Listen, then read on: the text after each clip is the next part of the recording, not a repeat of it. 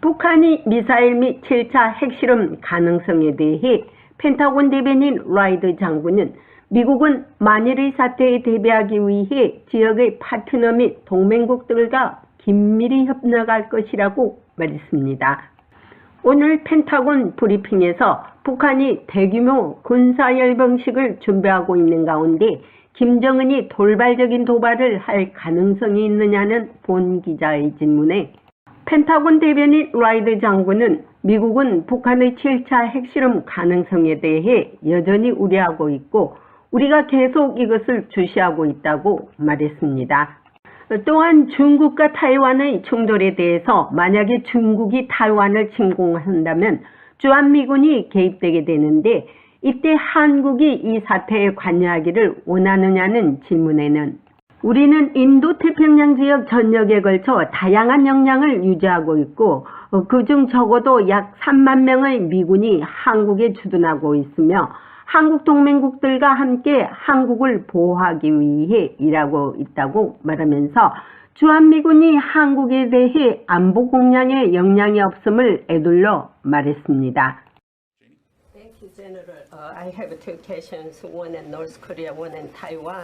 감사합니다, 장군님. 북한과 타이완에 대한 두 가지 질문입니다. 북한은 대규모 열병식을 준비하고 있습니다. 동시에 북한이 미사일과 7차 핵실험을 감행하는 만일의 사태에 대비해 미국은 어떤 준비 태세를 갖추고 있습니까? 네, 아시다시피 우리는 북한이 7차 핵실험을 할 준비가 되어 있다고 여전히 우려하고 있습니다. 그전에도 말씀드렸듯이 확실히 지역을 불안정하게 만드는 행동이 될 것입니다. 그래서 우리가 계속 주시하고 있는 것입니다. 그리고 우리는 만일의 사태에 대비하기 위해 지역의 파트너 및 동맹국과 긴밀히 협력할 것입니다.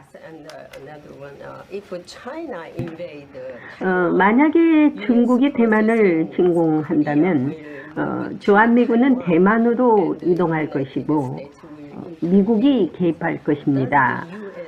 미국은 그때 한국이 군사행동에 관여하기를 원하고 있습니까? 감사합니다. 그 질문에는 감사드립니다. 그렇지만 저는 잠재적인 중국의 대만 침공에 관한 가설에는 들어가지 않겠습니다. 아시다시피 우리는 인도태평양 지역 전역에 걸쳐 다양한 역량을 유지하고 있습니다.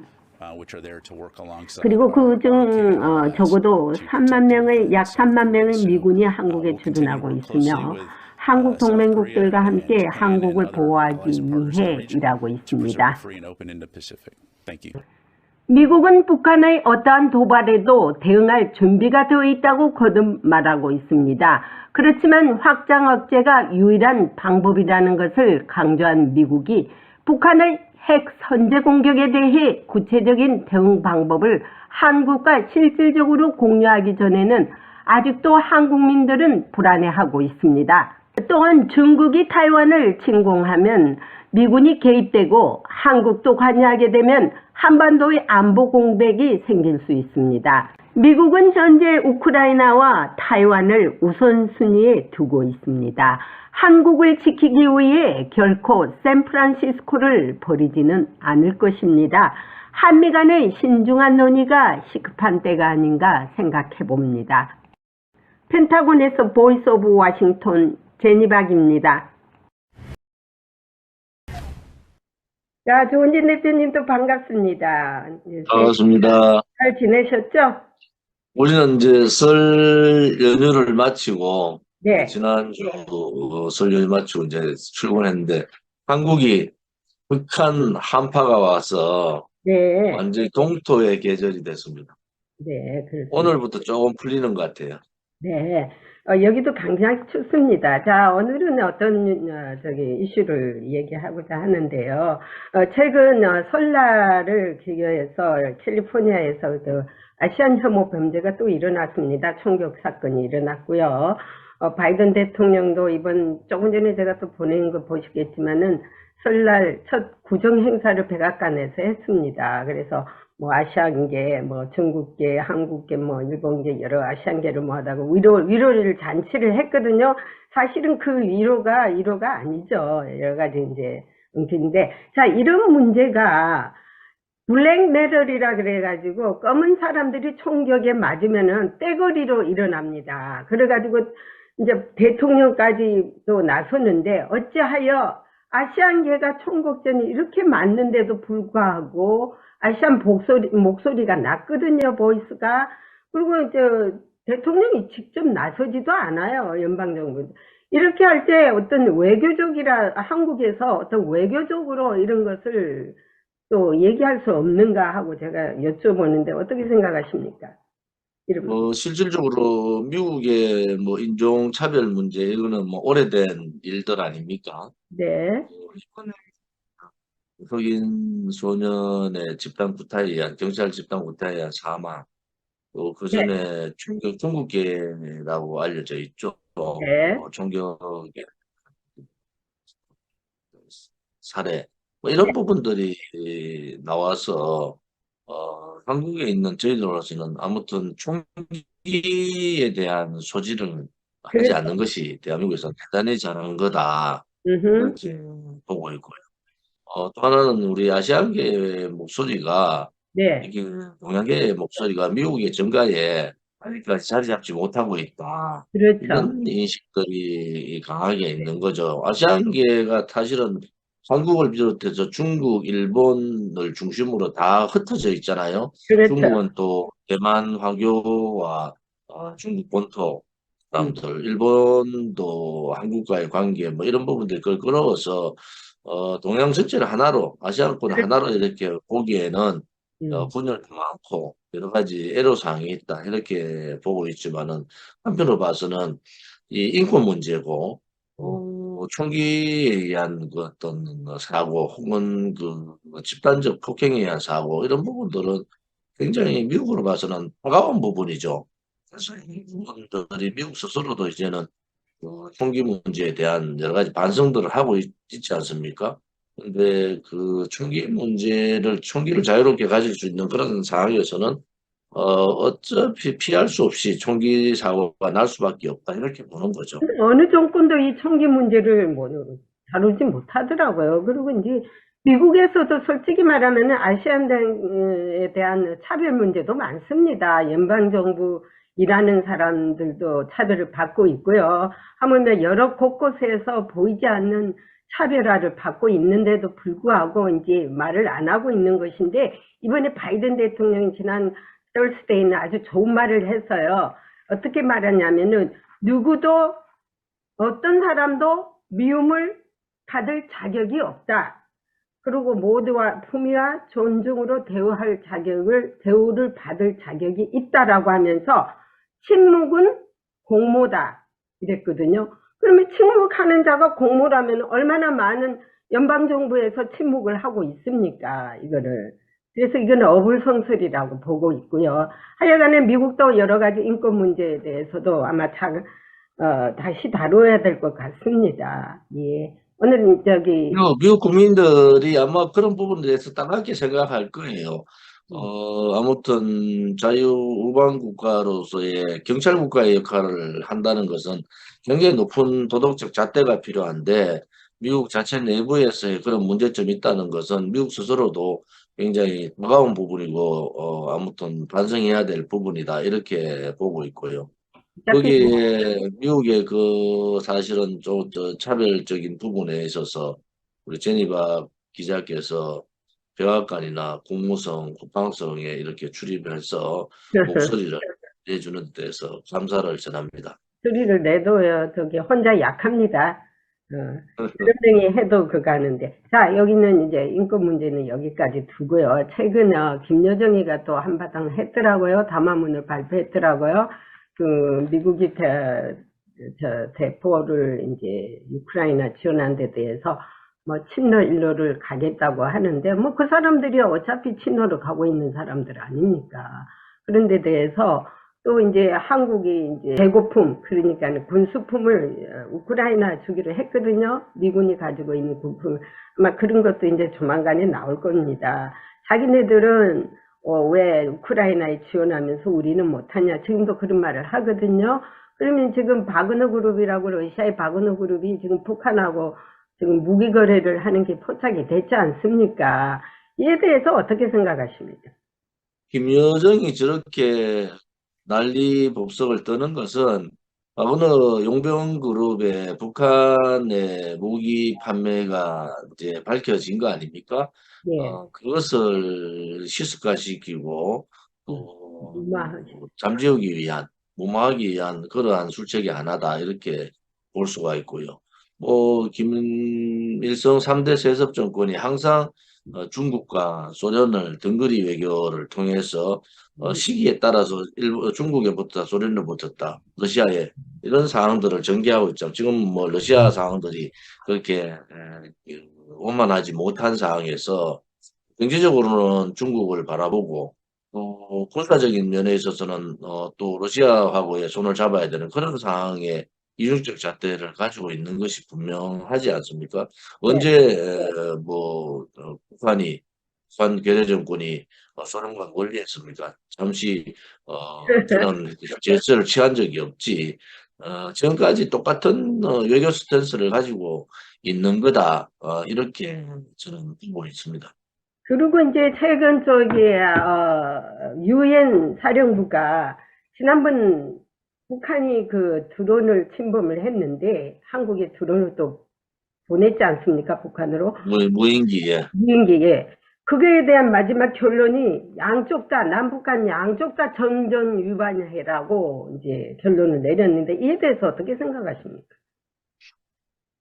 아무튼 우리는 공격을 일방적으로 수도 서울 상공을 공격을 당하고 뚫려버린 거 아닙니까? 그렇죠. 저는 뭐 거기에 대한 대응을 물론 이제 드론 대응을 했다고 하는데 세 대인가 보냈다는데 제 개인 소견으로는 상대적으로 하려면은 평양 상공까지 우리도 무인기 들어갔어야 된다 이런 입장인데 미군 유엔군 사령부의 사령부. 유엔군 사령부의 이 양국 다 두 곳이 전부 다 정전협정 위반이다. 이렇게 얘기하는 것은 뭐 짜고 치는 고스톱이다.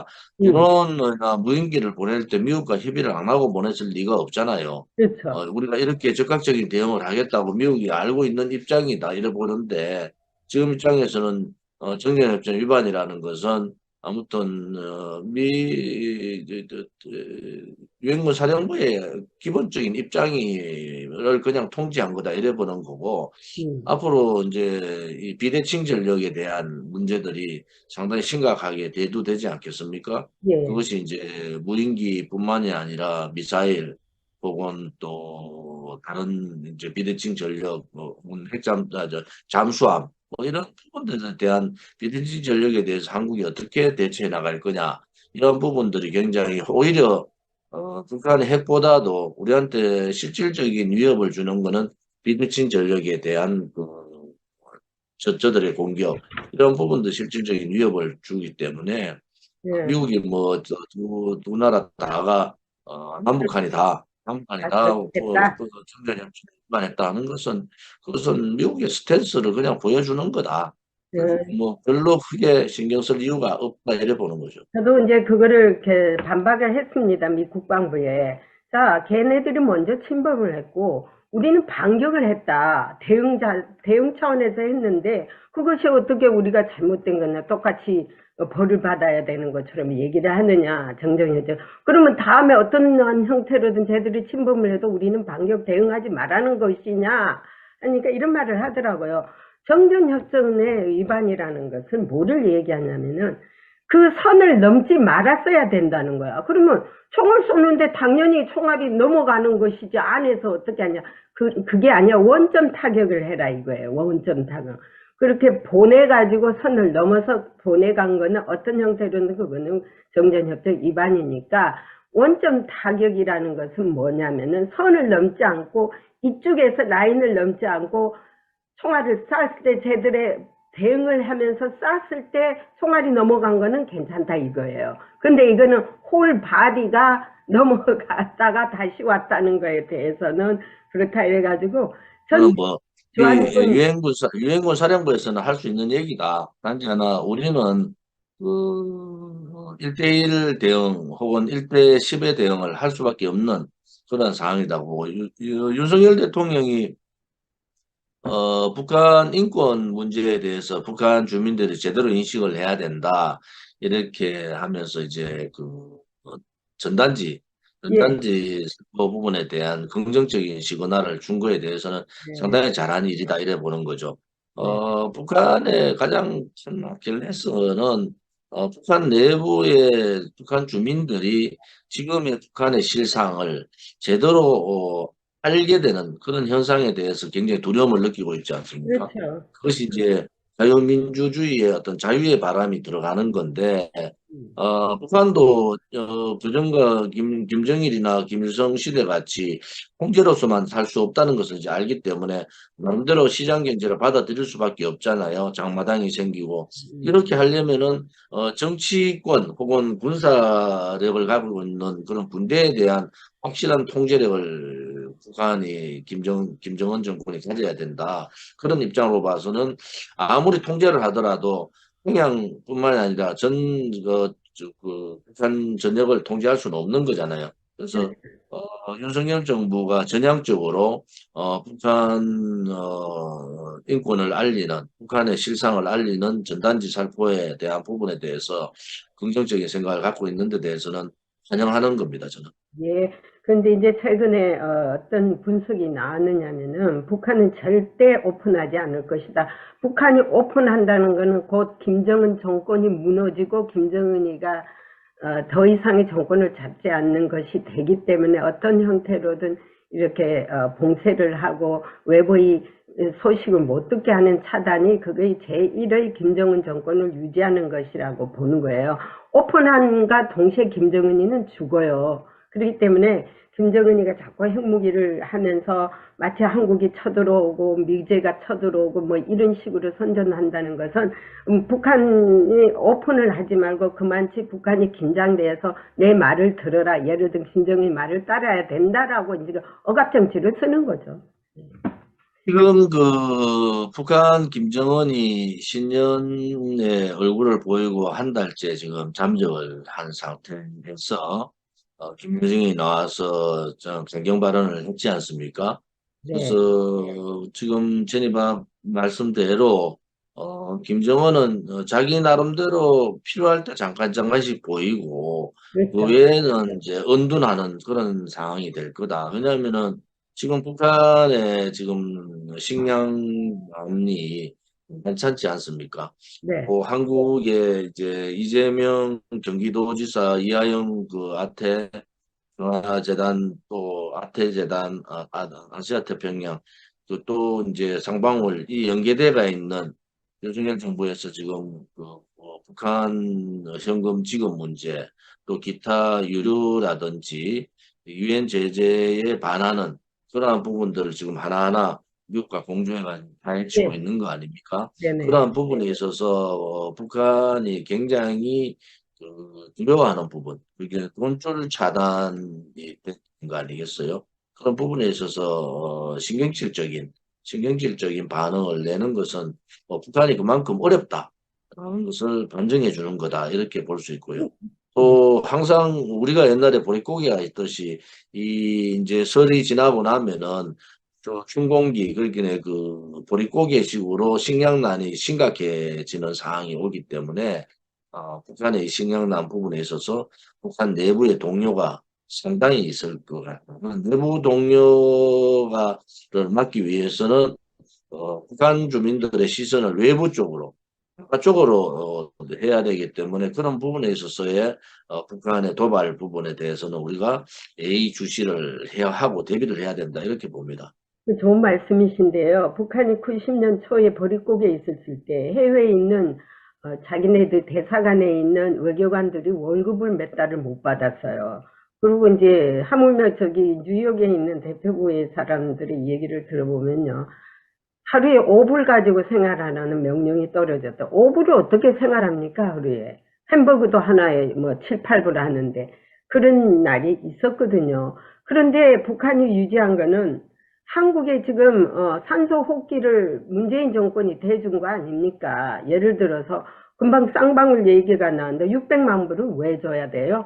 왜 그런 자금을 줘야 돼요? 지금 그거 다 유엔 제재에 다 위반됩니다. 한국이 몰래 주는 지금 문재인 쪽에 지금 굉장히 두려워하는 부분들이 유엔 제재 위반에 대한 이러한 미국의 어떤 압력이 어떤 식으로 전개될 거냐. 실질적으로 이거는 국제법 위반이고, 그렇죠. 어떻게 보면은 유엔 제재를 반하는 거 아니겠습니까? 이러한 부분들 어떻게 밝혀지냐. 또 하나는 윤석열 정부가 거기까지 밝힐 의지가 있느냐. 이러한 부분들도 되게 중요해요. 지금 보면은 문재인 정권에 대한 주변만 얘기를 하지 문재인에 대한 실질적인 수사라든지 이런 건 하지 않는 상태라 말이에요. 그렇죠. 이번에 북한 월북 조작 공무원 월북 조작 문제도 마찬가지지 않습니까? 문재인 스스로 그건 내가 했다고 했는데도 검찰이 수사를 하지 않고 종결하고 있는 그런 상황으로 봐서는 문재인 정권 문재인 대통령이 윤석열 대통령이 문재인 전 대통령 문재인까지 수사할 의지가 없다. 저는 그래 보고 있어서 한편으로 봐서는 안타깝다 이렇게 보는 거죠. 네. 또 하나는 고난의 행군 시절에 250만 정도가 아서했다고요. 북한은. 음흠. 세계 어느 나라에서 어떤 지도자도 그 지도자가 있는 국민이 혹은 나라의 주민들이 굶어서 죽게 하는 그런 지도자는 지도자로서의 자격도 없을 뿐만 아니라 추방이 돼야 되죠. 그것은 역사적으로 킬링필드를 보듯이 정치적으로 이렇게 죄 없는 사람들을 죽이는 그런 사태도 있었지만은 잘못된 이념에 사로잡혀서 또 소위 외톨이 그런 고립된 북한 정책을 써으로 해서 200 몇십만 명이 아사하는 그런 나라 그것이 김일성 3대 세습 정권인데 그 세습 정권에 김정은까지 내려온 거 아닙니까?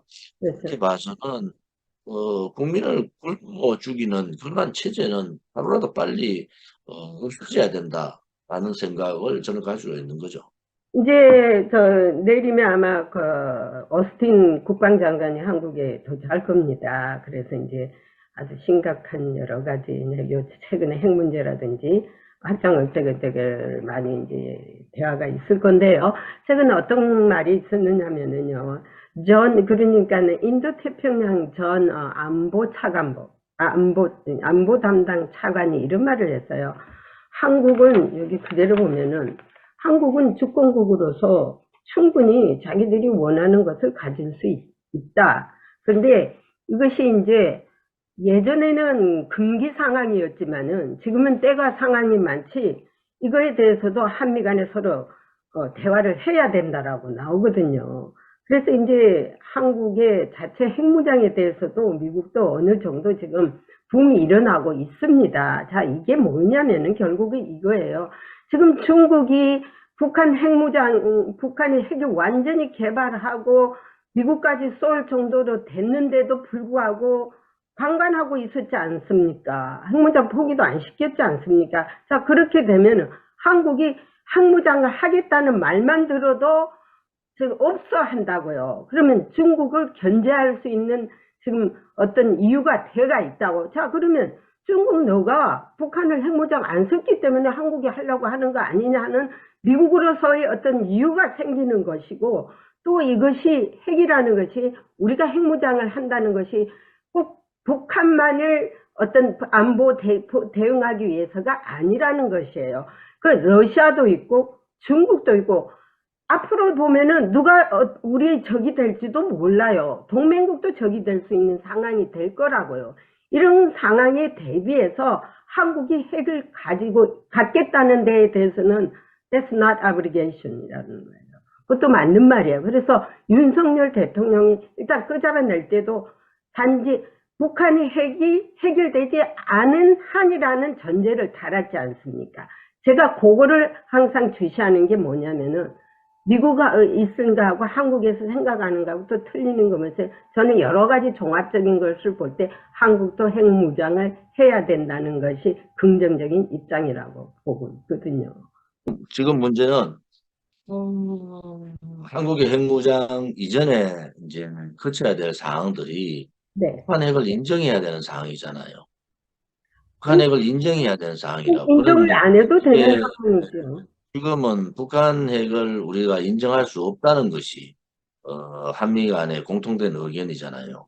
그리고 바이든 기시다 한 미일 간의 정상회담에서도 북핵 폐기 문제를 그대로 유지하겠다고 얘기한 거 아니겠습니까?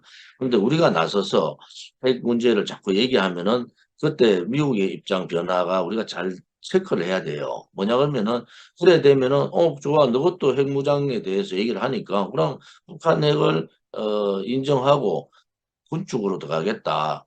그런 상황이 전개될 가능성이 대단히 높다고요. 그래서 우리가 그렇죠. 외교적으로 볼 때는 우리가 어떤 부분들을 정확하게 캐치를 하고 가야 되는데 윤석열 정부가 그런 부분들을 다 캐치하고 핵 보유 혹은 전술핵 배치 문제를 얘기한다. 물론 단서가 있잖아요.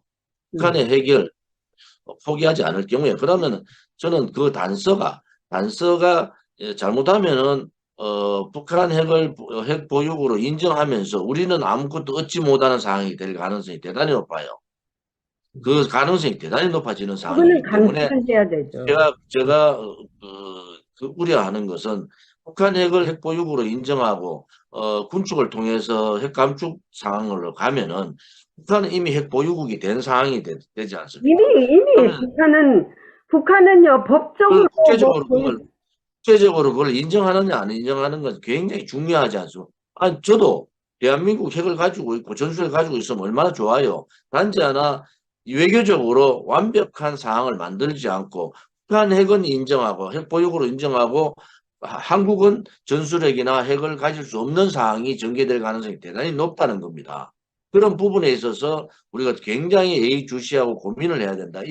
우리의 핵 보유 문제는 북한 핵이 있는 핵 보유국으로 인정하는 것을 전제로 가기 때문에 그런 전제를 우리가 받아들일 거냐 말 거냐의 부분들은 굉장히 중요하다. 북한이 실질적으로 핵을 가지고 있고 핵을 가지고 있는 거하고 국제적으로 북한 핵을 인정하는 거하고는 대단히 다른 차원이에요. 그래서 우리가 볼 때 이 역사적으로 주변 국가들을 우리가 핵을 보유하고 있는 여러 나라를 봤을 때 핵을 보유했을 때, 핵 보유국으로 인정했을 때와 인정하지 않았을 때의 차이는 대단히 크지 않습니까? 이게 한반도에 있어서 한국의 핵 보유 문제뿐만 아니라 이란이 이번에 윤석열 대통령의 그 잘못된 뭐 실수죠. 소위 UAE에 적은 이란이고 대한민국 적은 북한이다 이런 얘기를 했잖아요. 상식적으로 그런 얘기를 많이 합니다. 단지 하나 이란이 그때 뭘 들고 나왔느냐. 한국의 이 보유에 대한 얘기를 들고 나온 거예요. 그것은 NPT에 대한 위반이다 이렇게 들고 나왔잖아요. 그건 뭐냐?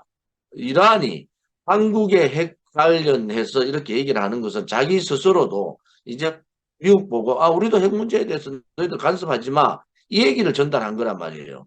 그래서 우리가 볼 때는 북한의 핵을 보유국을 대한민국이 핵을 가지는 문제하고 전술핵을 배치받는 문제하고 북한이 핵 보유국으로 인정하는 문제를 우리가 구분해서 봐야 된다는 거예요. 이제 그러면 지금 북한을 핵 보유국으로 인정할 거냐 말 거냐의 문제를 우리가 다시 돌이켜 봐야 된다. 그러면은 우리가 좀 더 차분하게 제가 지난번에 얘기한 그 방점을 북한 핵 보유를 인정할 거냐 말 거냐 핵을 폐기할 거냐 인정할 거냐부터 먼저 시작을 해야 된다는 거예요. 그냥 북한 핵 보유 우리 한국에서의 핵 보유라든지 전술핵 배치 문제라든지 이런 부분들은 제가 얘기는 뭐라고 얘기했어요. 미국이 갖고 있는 핵에 대한 공동 운영 미국은 지금 생각도 하지 않는 얘기를 하고 있단 말이에요. 그러면은 군사적으로 우리가 핵을 보유한다, 한반도에 전술핵을 배치한다는 부분하고 북한 핵을 인정할 거냐, 핵 보유국으로 인정할 거냐의 부분은 굉장히 다른 거라고요. 제가 그런데 우려하는 부분들은 북한 핵을 핵 보유국으로 인정하게 되면은 대한민국의 모든 방위 체제가 다 바뀌게 되는 겁니다. MD 체계가 무슨 필요가 있습니까? 방위 그렇게 체계가 다 바뀌게 되는 거예요. 그 그래서 원점으로 윤석열 정부가 MD 방어 체제를 자기들은 수용하지 않겠다고 얘기하는 이유 중에 하나도 그런 부분도 있단 말이에요. 그래서 우리가 좀 더 고민을 더 해야 된다. 왜냐하면 북한이 핵을 가지니까 우리도 핵을 아니 당연한 논리죠. 북한이 핵을 인정하면 우리도 핵을 가지는 게 당연한데 북한 핵을 핵 보유국을 인정할 거냐 말 거냐의 부분들은 또 다른 차원이다 이래 보는 거죠. 이제 북한이 핵을 가지고 있는 거하고 핵 보유국으로 세계에서 인정하는 거하고는 전혀 다른 이제 차원이잖아요. 우리 조은진 대표님 말씀도 틀리다는 것은 아니고 어느 각도에서 보면은 그 사람 말도 맞고 이쪽 각도에서 보면은 이 사람 말도 맞아요. 그래서 지금 투 파트가 보면은 히스토리로 쭉 연결해 보면은 프랑스가 핵을 가지기 위해서 어떻게 했느냐 그거를 볼 때는 우리가 핵을 가져야 하는 것도 맞는 거예요. 샌프란시스코, 뉴욕을 포기할 것이냐 한국을 지켜주시냐 할 땐 당연히 자기 나라를 지킬 것이죠. 그죠? 그럴 때는 우리도 핵을 가져야 되는데 일단 북한이 핵을 가지고 있는 건 사실이지 않습니까? 이것이 법적으로 핵국가라고 인정을 안 했을 뿐이지 국제사회가 핵을 가지고 있는 사실이고 핵으로 우리가 계속 위협을 당하고 있지 않습니까? 자, 그러면 이 핵 위협에서 벗어나기 위해서는 우리는 어떻게 해야 되느냐? 자, 우리도 가지자. 그래서 똑같이 핵을 가졌어서 끝에서 핵 군축 회담을 함으로써 야 우리 쓰지 말자 내도 흔히 살지 말자 할 때 평화가 오는 것이지 한 놈은 핵을 가지고 있고 한 사람은 안 가지고 계속 끌려다니면서 이 위협만 받고 있을 때는 이거 끝이 없는 얘기가 되는 지금 거예요. 동북아에 대한민국이 핵을 가지면요, 일본이 바로 가지지 않습니까? 일본은 어차피 가지고 있어요. 말만 안 제가 우려하는 부분은 무슨 말이냐. 핵을 가지면 우리도 핵을 가질 이유가 있죠. 단지 하나 우리가 나서서 핵 보유를 하겠다, 전술핵을 제하겠다 할 필요는 없다는 거예요. 왜냐하면은 미국이 어느 시점에서 미국이 반대하면 못 가지는 거잖아요. 그럼 미국 스스로가 그러한 판단을 하는데 우리가 나서서 그러니까 우리가 줘야 될 게 너무 많아요. 전략적으로 우리가 핵 보유를 하겠다고 자꾸 앞서서 나가면은 우리가 희생해야 될 게 너무 많다고요. 그런 부분들을 우리가 감안을 해야 된다. 그러면은 자 대만도 핵을 가지게 되고 일본도 핵을 가지게 되고 그럼 대만이 핵을 가지면은 중국과 대만은 전쟁을 치를 수밖에 없는 상황이에요. 자 그러면은 우리 대한민국의 입장만 보는 게 동북아 전체의 평화와 안정 부분을 봤을 때는 어떤 식으로 북한 핵을 인정해서는 안 된다는 입장이에요. 저는 그거는 뭐 인정을 해서는 핵을 가지고 있는 부분하고 국제적으로 인정하는 부분은 전혀 다른 얘기다니까요. 그래서 전략적으로 봐서는 좀 더 미국에서 북한의 핵 위협에 대해서 더 이상 뭐 얼마 전에 뭐 바이든하고 기시다가 만나 핵 폐기하겠다. 우리 핵 폐기 정책에 변화가 없다고 얘기하는데 우리가 나서가지고 그 정책에 반대되는 입장을 할 필요는 없다 이런 입장을 밝히는 거고. 미국에서 어떤 말이 지금 나오고 있는지 아십니까? 지금 역대 미국의 대통령들이 똑같은 말은 비핵화를 하겠다는데 이 비핵화 천만의 말씀 어떻게 이미 다 완성을 되는 거를 네가 어떻게 비핵화한다고 하느냐 하고 반발들을 지금 하고 있습니다. 그건 맞는 것입니다. 비핵화는 이미 강을 넘었습니다. 하기에는 너무 멀리 왔기 때문에 일본도 지금 반격 능력 전쟁할 수 있겠다는 법을 만들었지 않습니까? 미국도 그거를 오케이 하고 지원했는데 why not? 한국도 그러면 앞으로 우리도 전쟁할 수 있겠다 하고 핵을 만들면 미국이 지원을 해야 되는 거 아닙니까? 그렇게 볼 때 미국이 일본하고 한국과의 어떤 차별적인 대우를 하면 안 되죠. 자, 핵을 갖겠다는 말은 안 했지만 일본은 이미 만일에 갖겠다고 마음을 먹었다면 그거 한 달 안에 만들 수 있는 상황이 되어 있다는 거예요. 그걸 꼭 이걸 표현을 안 해도 우리가 나서서 미리 얘기할 필요가 없다 이래 보는 거죠. 그렇죠. 그거는 이제 대만에 대해서 우리가 좀 냉철하게 해야 되는 게 대만 국민들이 실질적인 중국의 공격이 들어갔을 때 대만이 어떤 상황을 전개할 거냐 저는 저항하지 않는다고 봐요.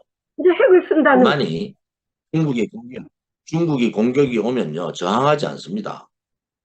그러면은 대만은 3일 안에 대만이 중국에서 손으로 들어갈 가능성이 있어요. 맞습니다. 대만은요 중국과 같은 민족이에요.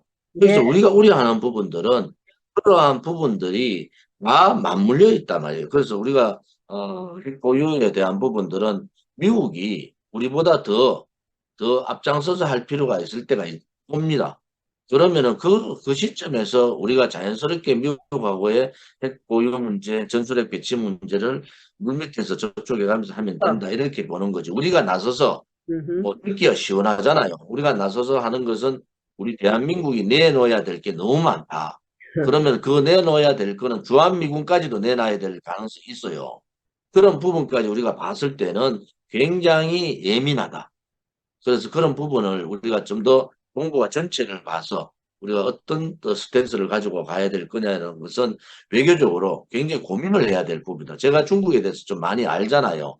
그래서 저 사람들은 한국의 해결 가져서 김정은이 그 볼턴 회고록에 나오잖아요. 주한미군의 감축 필요 없다. 왜? 어차피 주한미군으로 인해서 중국이 자기들을 속국 만드는 데 대해서 견제를 해주고 있다는 얘기를 아니겠습니까? 그것은 뭘 의미하느냐? 결국 힘의 균형이라는 게 있잖아. 힘의 균형이라는. 그래서 이제 북한 우리가 핵 보유라든지 전술핵 배치 문제도 그러한 차원에서 우리가 좀 더 한 발 뒤로 물러서서 볼 필요가 있다. 객관적으로. 그런데 그래서 이제 저는 그, 말씀. 예, 근데 이제 김정은이가 말하는 거는 믿지 말아야 돼요. 그걸 다 믿습니까? 그거는 이제 자기가 대화를 하기 위한 어느 저기 꼼수로서 뭐 그런 말을 할 수 있고. 그야 아무튼 서로 얘기하더라도 김정은 말 중에 또 더구나 김정은이 판문점 회담 때 문재인이 안 왔으면 좋겠다. 뭐 이런 말은 사실이잖아요. 문재인이 그냥 간 거잖아요. 다른 양쪽은 문재인은 좋아하지도 혼자서 않는데 뭐 그냥 가서 짝사랑하고 있지 않습니까? 문재인 혼자서 김정은이 짝사랑하고 그냥 다 그러니까 그런 부분들은 우리 국민들이 이제는 많이 알고 그런 볼턴 회고록을 보면서 한반도라는 부분들이 잘못하면은 그 북한과 미국과 또 서로 통하고 우리가 고립되는 외교 정책이 될 수가 있다. 지금 한반도 정책에 있어서 일본이 자꾸 부상을 하고 일본의 목소리가 커지고 그렇죠. 또 하나는 미국과 반하는 정책들을 우리가 대통령이 얘기한다든지 대통령실이라든지 안보 라인에서 자꾸 그렇게 나가면은 어떤 결과가 오느냐? 폭미. 그게 북한은 그러면 미국이 그럼 나 우리 북한하고 직접 얘기하겠다 이렇게 간다니까요. 음. 북한하고 직접 얘기하겠다. 그러면 한국은요. 일본도 북한하고 직접 하겠다. 우리는 미국하고 북한 얘기를 하겠다. 미국도 북한하고 직접 하겠다. 그러면 한국만 잘못하면은 외교에 고립될 가능성이 대단히 높아요. 그런 부분에 있어서 좀 더 외교라는 것은 굉장히 전술 전략이 필요하고 여러 가지 사항들을 대비해야 되는데 북한이 바라는 부분, 지금 미국은 북한이 개방을 원하고 있단 말이에요. 그런데 한국이 계속 미국하고 반하는 입장을 자꾸 얘기하면 그나마 좋아. 우리는 북한하고 직접 트럼프 때 그래 했잖아요. 음. 좀 한국을 완전히 빼버리고 북한하고 김정은하고 직접 해버린 거 아닙니까? 우리가 그거 불과 몇 년 되지도 않았잖아요. 그런데 지금 일본이 미일 간의 가장 밀월 관계. 음. 일본은 뭡니까? 한국 제끼고 북한의 문제를 우리하고 미국하고 얘기하겠다는 거 노골적으로 나오고 있잖아요. 그러면 우리가 외교적인 선택이라는 게 잘못 외교적인 선택을 하면 한국이 고립돼 버려요. 미국과도 고립돼 버린 상황이기 때문에 제가 우려하는 부분들은 자 미국에 의한 한국의 고립 사태가 트럼프 때 했단 말이에요. 또 제2, 제3의 그런 사태들이 벌어지면 결국 그 피해가 누구냐? 한국이 지는 겁니다. 네. 그런 부분에 있어서 우려를 하는 거죠. 그래서 외교라는 게요. 하고 싶은 얘기를 다 하는 게 아니에요. 하고 싶은 얘기도 이게 한마디가 외교 전략상으로 어떤 영향을 미치느냐. 그러면은 만약에 그래 너 그러면 너 이번에는 괜찮아. 너것도 정전협정 위반했어. 그럼 너것도 무인기 보낸 거 위반이야. 너가 핵 보유한다고? 미국하고 전혀 논의를 안 하고 대통령이 그 얘기를 했어? 그러면 우리는 북한하고 직접 얘기할게.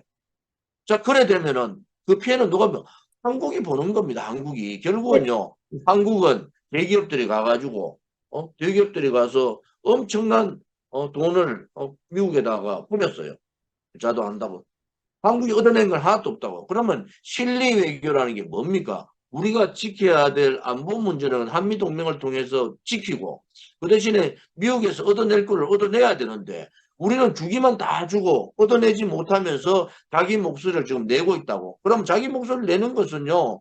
인플레이션 법안 이런 부분에 대해서 받아내야 되잖아요. 윤석열 정부가 아무것도 받지는 못하고 느닷없이 핵 보유를 얘기했다. 그러면은 미국은 뭐라고 하고, 그래?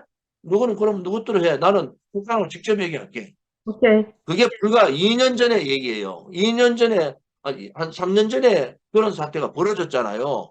지금 또다시 고립 외교를 하겠다. 문재인의 고립 외교라 때문에 대한민국 피해를 얼마나 자, 봤습니까? 이제 그 한 그런데 윤석열 정부가 그래 가는 것은 저는 안 맞다고 보는 네, 거예요. 2분 좀 더 남았는데, 외교적으로 좀 가보자. 외교적인 그러한 그 생각들을 좀 더 해보자. 이런 생각이죠. 예, 3분 남았는데, 자, 이제, anyway, 핵 문제는 이제 한국 국민들이 그 마음이 이렇다 하는 것을 이제 미국이 알았고, 그게 이제 물밑에서 이루어질 상황이지, 뭐, 공개적으로 떠들면서 할 상황도 아닙니다. 거기서 은밀하게 모든 것이 이루어져야 할 것이고요. 근데 이제 마지막 아까 외교를 잘 지적하셨는데, 이게 이렇게 돼가 있습니다. 이번에 외교 쪽으로 제가 한번 들여다보니까는요. 바이든 대통령 때하고 트럼프 대통령 때 좀 다른 점이 있어요. 트럼프 대통령은 그래도 친중입니다. 그래서 시진핑이를 말라라고에 데려왔을 때 어떻게 했느냐면은 한국이 마치 그 중국이 종속국가처럼 얘기했지 않습니까? 그래서 한반도 통일이 되면 중국 너희가 테키아로를 해라. 그리고 지금은 와서 바이든은 일본 보고 한반도 통일되면 일본이 마치 택티아로 해야 될 것처럼 지금 하고 있거든요. 자, 그러면 우리는 양쪽에 찡겨가지고 한국에서 양쪽에서 다 먹으려고 지금 하고 있어요. 이런 거에 대해서 신중히 지금 외교부가 들여다보고 우리의 자주권, 우리의 영토 우리가 지키고 미국과도 분명한 메시지를 줘야 된다고 봅니다. 제가 지금 방금 말씀드린 거하고 전해박 얘기하고 같은 입장이에요. 왜냐하면은 일본에 비해서 한국은 뭐 미국의 신뢰를 못 주고요. 5년 동안 못 줬잖아요. 네. 자, 윤석열 정부 들어와서 이제 그거는 뭐 문재인 때문이었죠. 1년도 안 됐는데, 그 문재인 때문에 그렇지만 1년도 안 됐는데 자기의 목소리를 낸다고 해서 미국하고의 관계가 잘못된 방향으로 가서는 절대 안 된다는 거죠. 내가 외교적으로 신중하게 가자는 얘기는 잘못하면은, 잘못하면은 시즌2 트럼프가 되는 거예요. 트럼프. 트럼프는 미국하고 북한하고 직접 하겠다고 나섰잖아요. 또 네네. 하나는 일본, 지금 바이든은 일본을 내세웠잖아요. 음. 우리가 외교적으로 굉장히 신중해. 말을 하면은 국민들이 굉장히 시원하다. 듣기는 좋죠. 우리 공화당도 그래 지지해 하면 좋은데 결국 피해는 뭐냐? 외교적 피해는 우리 대한민국이 줄 수밖에 없다. 그래서 굉장히 이 핵 문제라든지 한미 간의 관계, 또 남북 간의 관계, 또 미일 간의 관계 이런 전반적인 동북아의 전반적인 상황들을 제가 이 부분에 대해서 이렇게 강조하는 것은 우선 한미동맹을 공고히 하자는 거 아닙니까? 혈맹관계에서 경제동맹까지 이제 가자. 일단 네. 한미동맹을 통해서 대한민국의 안보나 국방부분, 국민의 안전 문제는 확실하게 해놓자. 음. 그리고 우리가 얻을 수 있는 실리적인 외교, 우리가 고립되는 외교가 아닌 실리적인 외교를 하기 위해서는 미국과 굉장히 신중한 대화가 필요하다. 그래서 이런 대화를 통해서 미국한테 자꾸 이렇게 뭔가 꼬투리를 잡히면 안 된다고. 우리는 자주국가 역할을 다 하지만 한편으로 봐서는 트럼프 때 했던 식으로 미국하고 북한이 자기들끼리 하겠다. 혹은 음. 지금 미국하고 일본하고 북한이 자기들끼리 하겠다. 이건 안 되잖아요. 그렇죠. 그러니까 한반도의 문제는 한국 중심으로 가야 된다. 그래서 그렇게 하기 위해서는 미국과의 긴밀한 협의가 필요하다. 저는 그렇게 보고 있습니다. 그럼, 오늘 그러면 뭐 남북 대화를 해야만이 한국하고 북한하고 직접적인 대화가 되지 않습니까? 근데 북한이 핵 문제는 한국하고 얘기 안 하고 핵 문제는 미국하고만 하겠다니 이게 문제가 되죠. 근데 그건 뭐냐 그러면은 결국은 미국의 스탠스예요. 미국이 어떤 스탠스를 가질 거냐. 그래서 제가 뭐 한국 사람이 핵 보유를 가지고 전술핵을 배치하는 게 나쁘지 않죠. 단지 하나 우리가 외교적으로 고립돼서는 안 된다. 음. 그렇게 하기 위해서는 한미 간의 긴밀한 신뢰와 긴밀한 그 협의가 필요하다. 뭐 이런 입장으로 정리를 하면 좋겠네요. 예, 오늘은 여기까지. 예, 오늘 아주 좋은 고맙습니다. 깊이 있는 외교 문제를 잘 다루어졌습니다. 자, 오늘 수고하시고요. 다음에 또 뵙겠습니다. 안녕히 계십시오. 감사합니다. 예, 네. 건강.